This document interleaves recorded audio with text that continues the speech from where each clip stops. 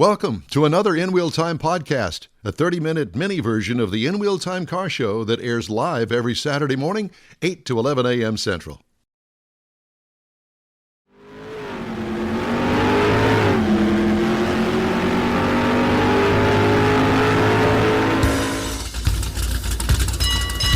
This is the In Wheel Time car talk show. Just ahead, more car business with the boys. Business.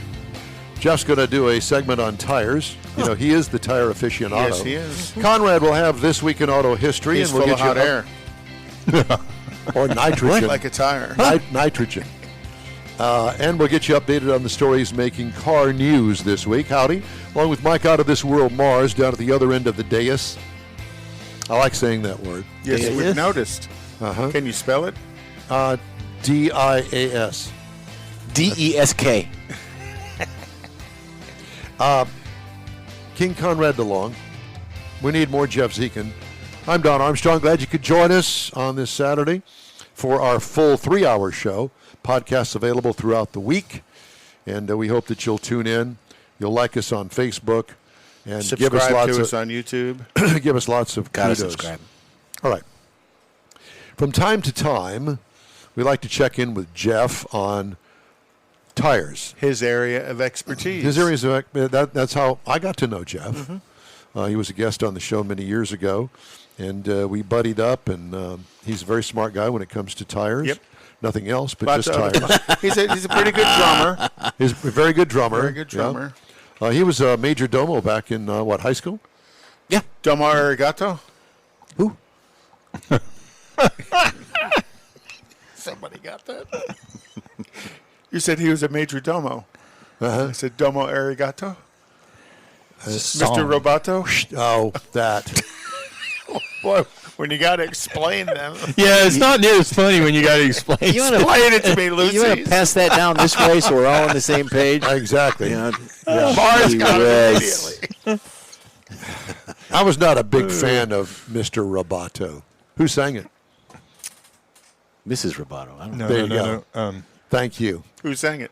I don't know. I'm asking you. I'll look it up. No, we don't care. That's next So, week's show. That's next week's show. Uh-huh. All right. Time now for this extra special event. Jeff's going to talk about tires. You know, it's that time of the year. You've either done the vacation this summer or you have a fall little jaunt to do, or we have to look forward to Thanksgiving and Christmas road trips to Aunt Mary's or Grandma's house or back home to your parents, whatever the case may be. Right. So, and with that being said, if you are planning to travel and experience a tire problem, they can be inconvenienced, they can be troublesome, and they can be dangerous too. You get the most out of your tires with good maintenance. The number 9, we're going to go 9 through 1. Number 9 is to check your spare tire. Your spare tire serves as a backup in case one of your tire goes flat. We all know that.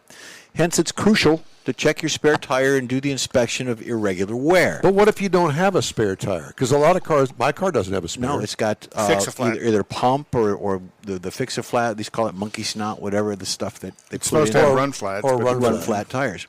But you still have to, if you have one, check it because it is a monkey safety feature. snot. You got to make sure you got something back there. Yeah.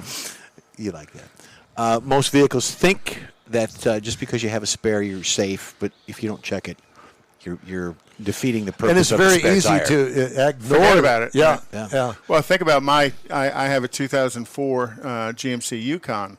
It has the original spare. That thing's 16 years old. And that's a good point because I was getting to that when you've got a full size spare and you've got the 4 tires on the ground, they are dated. They have birth dates.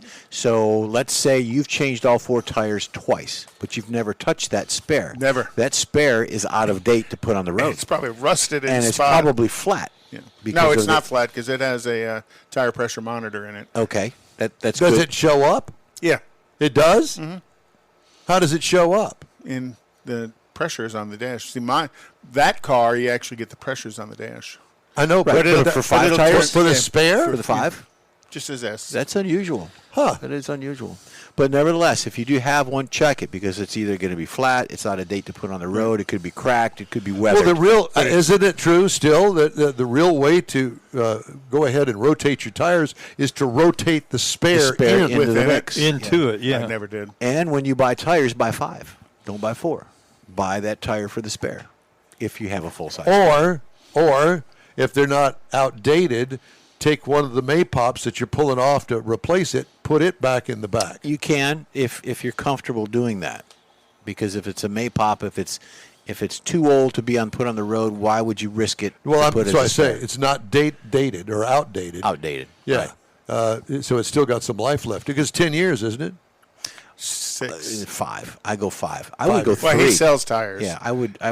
He was selling tires, so it was always the shorter of them. Yeah. I always said 6 years. Between 3 and 5, depending on the look of the tire. Because if you're out in the sun all the time, it's not garage kept, you're going to get the spider cracks. You're going to get the wear of the sidewalls. And if it's parked out in the sun all the time, my opinion is that's part of what leads to tread separation. Is it sits there too long, the sun beating on it, the heat of the concrete, and you can get a little tread separation there. You could, but there's other things involved in the belt separation as well. Impacts if you hit a pothole or if you hit a curb. Oh yeah, there's this belt is Houston. separate. You never hit a pothole in Houston. So those are all factors into that as well. Number 8, always drive cautiously, Konrad. Driving at great speeds builds up the heat in the tires. They have a greater chance of damage. It's easily done. High speeds can also cause loss of air pressure on the high-speed runs. How high? That's why I mentioned you. It can result in losing control of the vehicle. So be safe. Drive the speed limit. There are times that you have to go over the speed limit.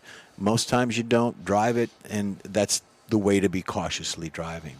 Number 7 would be considerate. Be considerate to the load capacity. You've got that's LISI. You've got the load index and speed index. Those are the 2 factors of when they make a tire and what a tire is going to do for your vehicle. Load index is you don't want to have a pickup truck with an E-rated tire, which is more of a commercial grade tire, and you don't want to put 10,000 pounds on the back of it. And You've seen the back of my Tahoe. I know. That's visions where of you're that. going. Exactly.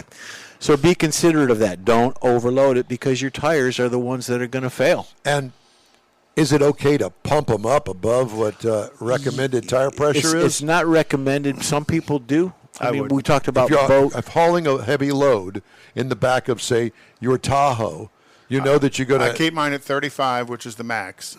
Generally, I would ride at 32 because I want the smoother ride quality. You want a firmer ride when you have that weight in it, and you want more controllability. But here's the thing. So Konrad puts that a couple of extra 3 pounds of that air pressure to level his load, make your drive a little smoother, more convenient, because you're going to drive cautiously. So he's done with that load, and he offloads it, he dumps the trailer. Is he going to take the air back out of the tires? Probably not. And now you have overinflated tires, which is going to wear the middle tread block out. And then if you don't check your tires, and of course the heat, the air expands, and you're going to have more tendency to have a blowout.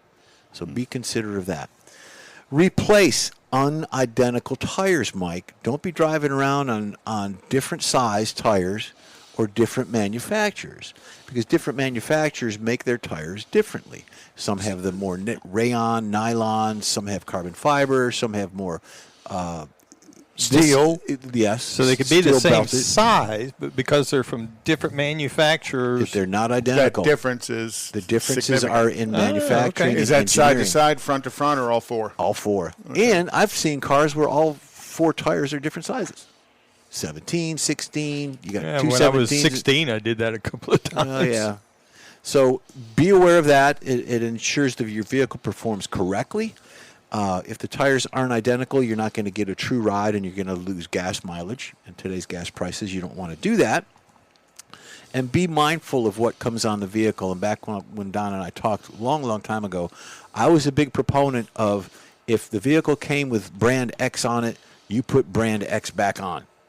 Now I've kind of shied away from that, because the engineering involved in the tires, they're all pretty much in line with DOT, Department of Transportation guidelines.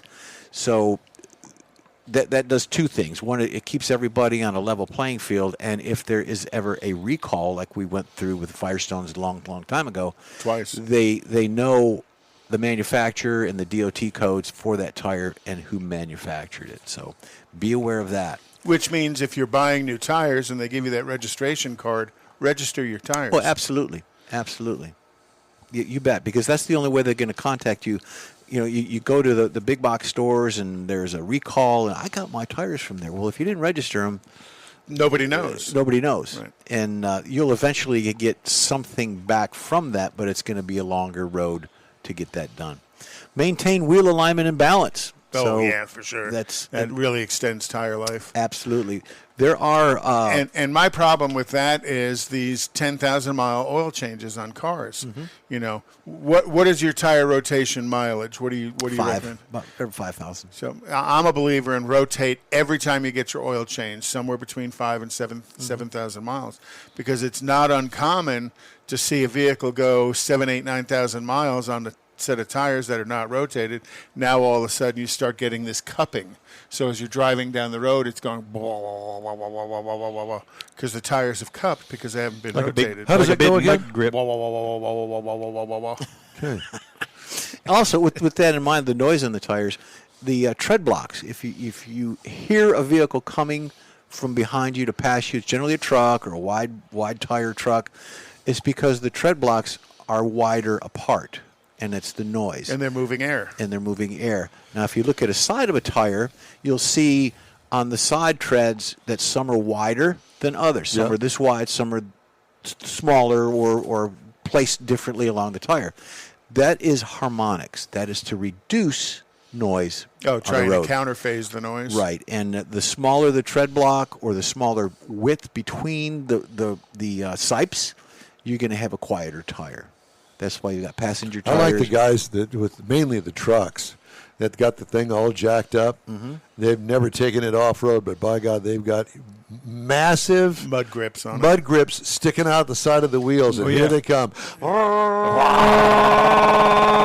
They put the spacers on it to get them out so the tire is actually In the outside the wind. wheel well, and it makes it more noisy. But if they run through rain or anything, it throws these big showers, so they got mud and dirt all over the side of the truck like they've been off-road. They ain't even got out of the driveway. And they got lights all underneath it. If you're 16 years old, good for you. Yeah, buddy. And another thing with the alignment, they do make tires with an alignment indicator on the tire. So I know Goodyear was famous for this, and they came out with it, Michelin, Continental. If your tire tread block wears a certain way, there's like a mark or an indicator into the tread block. If that goes So as away, the rubber wears, you'll as see the rubber this mark. wears, it wears off that mark, and never you're knew going to that. go, oh boy, I think I've got toe or camber or whatever the case. You need to get it checked. Camber But toe. by the time Yeah, camber toe. that happens, though, What? aren't you? I'm trying to. Well, if you inspect your tires, What is it, Mars? Yes. if you inspect them, you'll see that camber ahead of toe. time. Yeah. Well, rotate every 5,000 to 6,000 miles. Every oil change, do a tire rotation. Get it aligned at least minimum once a year. In some instances, if you're putting decent miles on it, every second or every third oil change. and we're back to school. They're going to be spring break coming up next year, and then summertime. These are increments of getting some things done for that.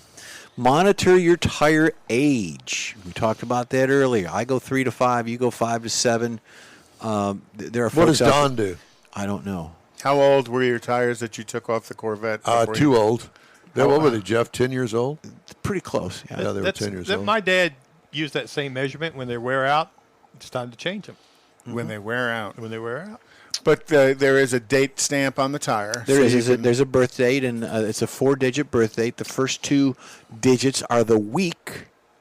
The last 2 are the year. So if it was 12/21, it would be the 12th week of so 2021. somewhere in March. Yeah. So you can kind of calculate that as well. Check your tire sidewalls. Frequency between your tires, your vehicle's tires on the road can lead to cuts, bulges, especially if you encounter unfriendly objects or Konrad's potholes along the way. Such abnormalities, it's advisable to replace your tire if you find these things out. If you've got a bulge on the side of the tire, most likely it's from an impact, be it running over a board or something in the road. I've never had that bulge. Or a pothole, or even a curb scuff. You'll have bulgy tires. Check your sidewalls. Inspect tire pressure. And you've got tire pressure monitoring systems. Those do work. They work within a certain percentage, and you can lose. If you have a 10-degree change of ambient temperature, you could lose up to 1 pound. Oh, yeah, yeah. And when you get a warm day, or you're coming into the fall and you get a cold day, and all of a sudden that little light comes on, it's because of the ambient temperature. It's a U with a little indicator. Would you do that again, please? Let me see that. A U with an exclamation point in it. And, of course, check your tire tread depth. You can do that with simply as a penny. When Lincoln's head is exposed, we're all going to have a problem. So be there. Check your tires. It's important. You know, that went downhill real quick. Oh, Conrad. Yeah, court orders. Mm-hmm. Court order? We got a court order to knock it off. There's a bit that you need to watch on YouTube that Ralphie May does about that. Oh, I like Ralph. Yeah. Oh. Well, he's passed, hasn't he? Yeah. Oh, my God. He's a funny guy. Stand-up comedian, if you didn't know. But Houston-based. Yes, he Born was. and raised. Yeah. Born and raised in Houston. I didn't know he passed away. Yeah. Few years ago. Tell you a bit that I heard the other day. John Panette. Oh my God, absolutely hysterical. Another stand-up comedian that passed. Absolutely hysterical. Very good. Thanks. You're welcome. Back to you. Back to you, Todd. All right. This week in auto history. And we're going to take Jeff's story about tires. And in 1898, the Goodyear Tire and Rubber Company was incorporated. I remember it well. Originally founded as a rubber company for the Solenberg brothers. That was that. They began manufacturing tires shortly after that. Today, Goodyear makes passenger and industrial tires in addition to producing rubber, chemical, and plastic products. Got a big place out there in Beaumont. Yep. Got a big place right over there next to Pasadena, 225 right. and 610. So, and then in 1940, the LaSalle, manufactured by Cadillac, was discontinued after 14 years of production. Oh. Now, LaSalle was to Cadillac kind of more of an entry-level car. You know, now you see Lexus is the up level of Toyota. LaSalle was the down level of Cadillac. Structurally, within General Motors, it should have been Buick and Oldsmobile were the down level from Cadillac, and Pontiac the up level from Chevrolet. Still a good-looking car. Yep, very good-looking car. Actually, quite collectible. They don't draw the big money, but pretty good-looking cars.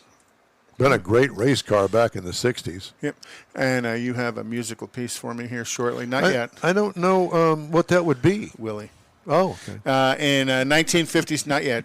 In 1957, Ford Motor Company hosted a preview and a stunt show for automotive journalists. You go to these shows. You know, did you ever see them put a car on two wheels like this? No. Yeah, Joey Chitwood. I tried a couple of times. Joey Chitwood, but that wasn't part of the show. Camaros. This is they were introducing the Edsel, and a Joey Chitwood type crew was introducing the cars in 1957. Why would you do that? I have absolutely no idea. This would be holy Joey Chitwood. Holy Joey Chitwood. Holy Joey. Yeah. In Joey Holy 1958, Maria Teresa de Filippis was the first woman ever to compete in a Formula One race. Mother Teresa. She drove a Maserati in the Portuguese Grand Prix. It was actually the same Maserati that Juan Manuel Fangio drove as he won his championship the year earlier. She's hot. In 1959, the original Mini debuted. Ugh. That little Yeah, you know, I saw one of those in person that they had at Mecum Auction here. That thing is tinier than tiny. Oh yeah, it'll fit in the back of a pickup truck. I saw one on the freeway in California one time. Scary. And it's like, And then in 1980, Willie Nelson's hit song road again, going places that I've never been, seeing things entered the Billboard's 100 chart at number 78. Nelson wrote the tune on an airplane barf bag after co-passenger director Jerry Salzberg and executive producer Sidney Pollack asked him to write a song for their upcoming film Honeysuckle Rose. And Honeysuckle Rose wrote it on the back of a barf bag. And Honeysuckle Rose was a movie Nelson would star in, and it followed an aging country star who has yet to achieve his dream of fame. Kind of like Willie's got his dream of fame, but he's still an aging country star. I saw him about 3-4 years He's still smoking pot. And did Taxman catch up to him in that movie? Yeah, no, not yet. And then in 1985, Yugo, manufactured in Yugoslavia, was first introduced to the U.S. market. What a POS. Originally marked as a low-cost alternative, the Yugo quickly became infamous for its poor quality of construction. And what is the common discussion about a Yugo? Why do they put the rear window defogger in a Yugo, Conrad? To keep your hands warm while you're pushing it. There you go. Well, you guys have been doing this car thing a while. Did you drive I a haven't Yugo? pushed a Yugo. I've never been ever inside go? one, but I remember they had a display one year Seen 'em on when display. Autorama was at Astra Hall. Oh, And that's a Yugo long put a time ago. display at Autorama? Well, I a don't small know what it is display. at the club or whatever Yeah, it it was was, a but long it was time up there ago. in the front lobby. I remember when there was a dealership in the Chevrolet dealership in Beaumont handled Yugos. Had Yugo? Well, where else? Was Larry working there then? Probably. No. This is the one in Beaumont. It's classic now out on the highway. They were in town then. Classic Yugo. Were they still marking them up back then? Classic? Don't remember. They're $1 over sticker. that one was the one here locally. That's a different classic Okay. in Beaumont. All right.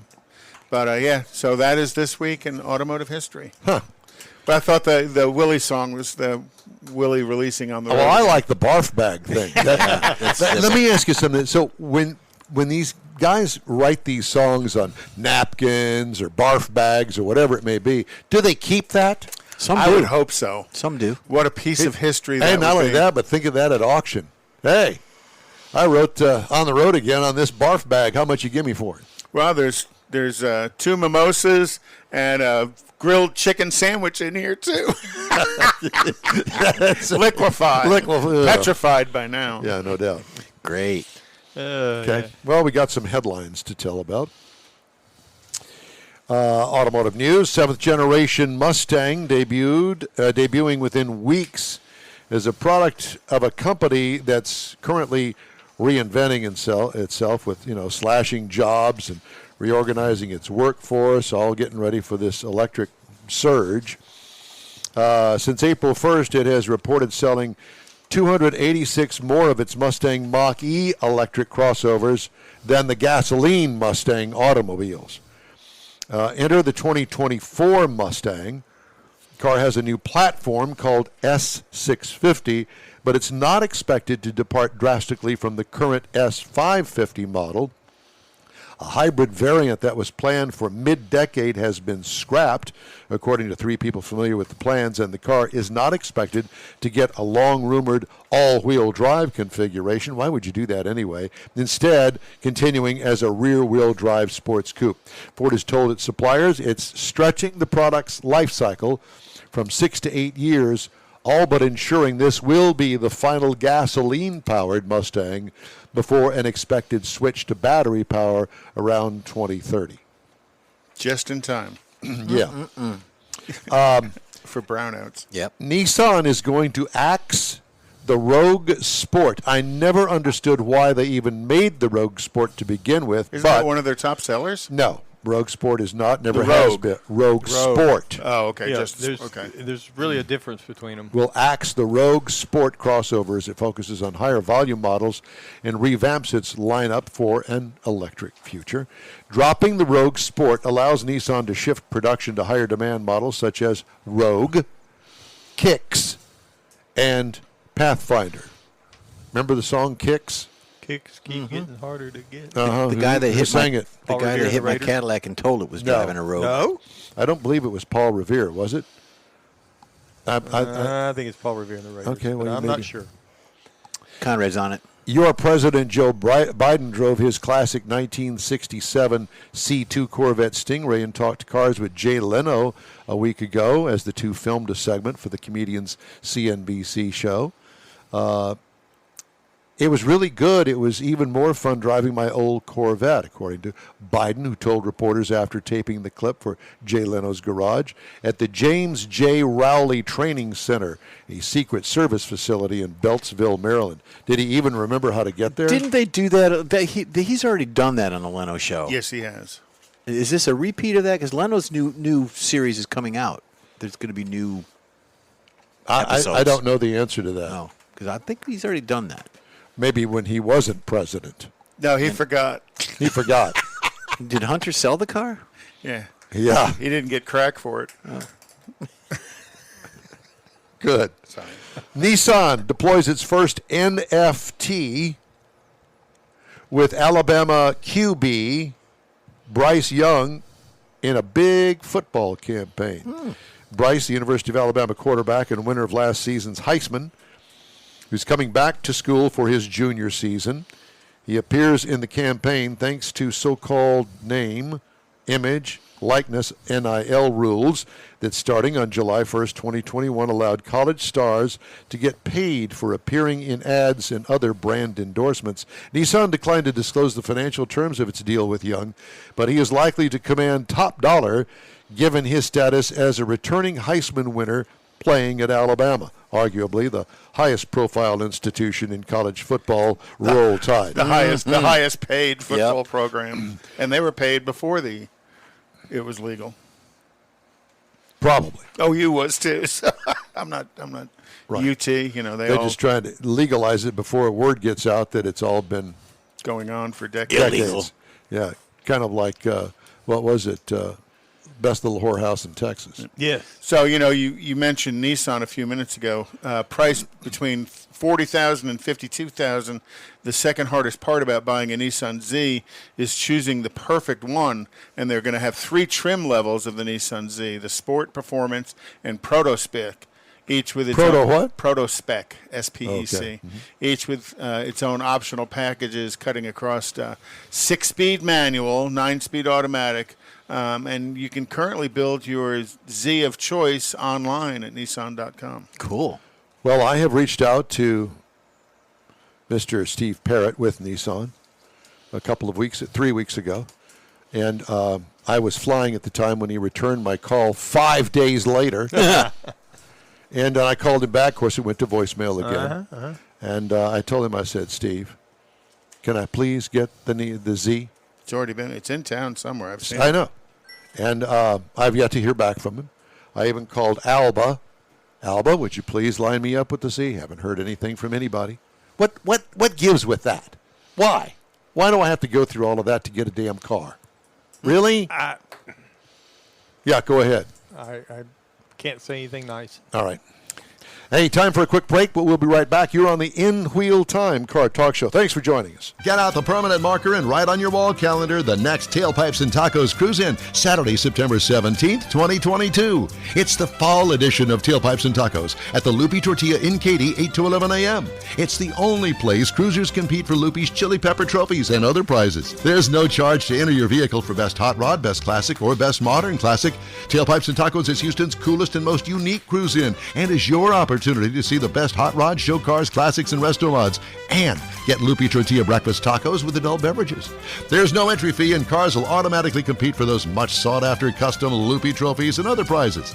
It happens at the Loopy Tortilla Tex-Mex in Katy on the Grand Parkway at Kingsland Boulevard, just south of I-10. It's Tailpipes and Tacos Fall Edition, Saturday, September 17th. The In Wheel Time Car Talk Show will be there too. Celebrate the beginning of fall and the return of the Tailpipes and Tacos Cruise-In, Saturday morning, September 17th, 8 to 11 a.m. We'll see you then, weather permitting. Want to take a minute to tell you about Gulf Coast Auto Shield, a Houston detail company like no other.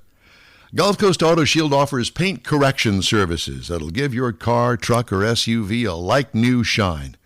Afterwards, you want to protect it with a professionally installed nano-ceramic coating or protection film. Worried about your very expensive windshield getting damaged, broken, or cracked? Let Gulf Coast Auto Shield install ExoShield, a windshield protection film. Give John Gray a call today or check out their website, gcautoshield.com. Hey, whether you own a new, ultra-expensive, exotic, or a 5-year-old Suburban, Gulf Coast Auto Shield will help keep your investment looking like the day it rolled off the assembly line. Gulf Coast Auto Shield is conveniently located on the South Sam Houston Parkway, just south of I-69, the Southwest Freeway. Meet the staff and check out all of their services online right now at gcautoshield.com. That's it for this podcast episode of the In Wheel Time Car Show. I'm Don Armstrong, inviting you to join us for our live show every Saturday morning, 8 to 11 a.m. Central on Facebook, YouTube, Twitch, and our InWheelTime.com website. Podcasts are available on Apple Podcasts, Spotify, Stitcher, iHeart Podcast, Podcast Addict, TuneIn, Pandora, and Amazon Music. Keep listening, and we'll see you soon.